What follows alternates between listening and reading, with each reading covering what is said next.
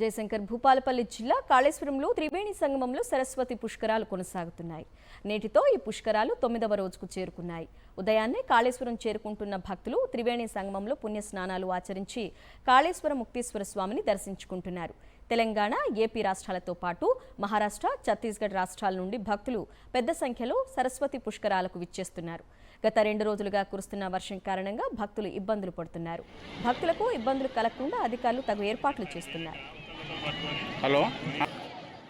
ఉదయాన్నే కాళేశ్వరం చేరుకుంటున్న భక్తులు త్రివేణి సంగమంలో పుణ్య స్నానాలు ఆచరించి కాళేశ్వర ముక్తేశ్వర స్వామిని దర్శించుకుంటున్నారు.